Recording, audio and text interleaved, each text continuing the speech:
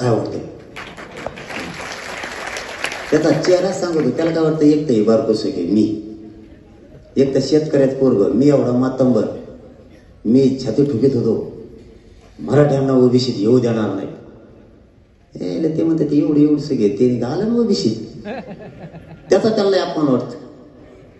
एखादा मातंबर पडून असता ते म्हणलं असता खेटाला माया बरोबरीच होता. मग मी जर तुला बेजार करू शकतो, हे लपड जर तो माघारावर, तुला दुसरीकडेच राहायला जावं लागेल.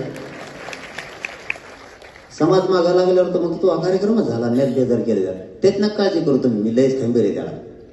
त्याला नुसतं बोलून द्या, त्याला वाजवतोच, त्याला सोडितच नाही. आता तर पक्षच काढलाय त्यांनी, आता काढायला लावलाय. मला मीडियाच्या बांधवांनी सांगितलं, मला माहित नाही, ते पक्षच काढायला लावला.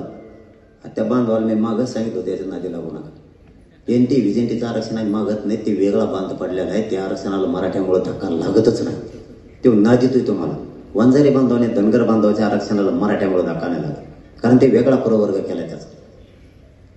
ते नादीत आहे, ते पळाले. आता त्यांना पक्षच काढायला लावला. हे थोडे दिवस थांबन हे कुंकडं जात आहे, रक्षित निघून जाईल. तुम्हाला थोडं पडायची येईल. याच्या काय नादी लागतात? तुमचं वर्चस्व आहे, तुमची प्रतिष्ठा, याच्यासाठी नका घालू. गेले शहाणा नाही, ज्या पक्षात राहत ते पक्षच मोडी देते. ते कुंकड उडी आणि कुंकड मै सुद्धा होत नाही माणसाला, रचित जाते कुंकड तरी. ते आता नुसता बघतोय मराठी ओबीसी आरक्षणात गेले, आता काय करायचं? मग भांडण लावायचं बघत आहे. तो आणखीन काहीच नाही, तुला पुढं लय बघायचंय बाळा. तो चष्म्याचा काचा बदलून ठेवा आता.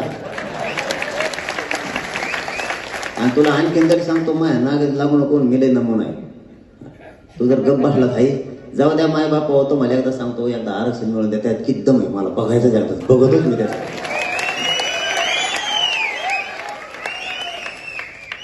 आता शेअरच हाणायला लागले बदग सगळ्या दुनियाचं. ते शेअर दुकान टाकीतो का मग 3-3 रुपये देते लोक. थोडं काही नाटक नवीनच करायला लागले ते आता. आम्ही असे ते शेअरतून म्हणतो, हा मग हे करेन. मला हिंदी येत नाही रे, तो कार्यक्रमात लावला असता का. जमत आहे बरं का, तुम्हाला नाही खोटं बोलणार, पण हे पत्रगाव बांधवले कलाकार आहे. हे अगोदर काय करते तर मला शांततेत 2-3 प्रश्न विचारते. मग मी आपल्या दम्माने त्यात उत्तर, ते या काय की त्याचा प्रश्न विचारतो, मग मी बिघडूनच जातो लगे. मग ते हिंदी कुंकडच आणि त्याच्या भाषणात मैच हिंदी वाचून दाखवते ती येवल्याची एडपट, आणि तेच हसत आहे. त्याचा तर नीटोपास केलाय. आपलं काहीच राहिलेलं नाही आता, फक्त अंमलबजावणीसाठी 10 तारखेला उपोषण होत आहे. माई बापा स्वतःच्या लेकरासाठी इथं श्रीमंत मराठ्याचा, गरीब मराठ्याचा सगळ्याचाच फायदा.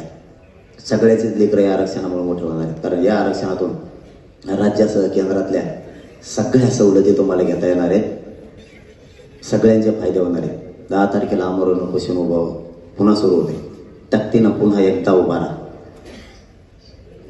इतक्या ताकदीनं राहा, अंमलबजावणीच कायद्यात झाली पाहिजे, त्याशिवाय मी उठत नाही. तुमचे पुन्हा एकदा तुमचे सगळ्यांचे मनापासून आभार मानतो. कारण लांब जायचंय आम्हाला, पण आणखी इथले 4 करून तिकडं त्या साल्हेरला जायचंय. म्हणून पुन्हा एकदा तुमचे आभार मानायला येईल. अंमलबजावणी वस्तूवर हटू नका. तुमचे मनापासून पुन्हा एकदा आभार मानतो.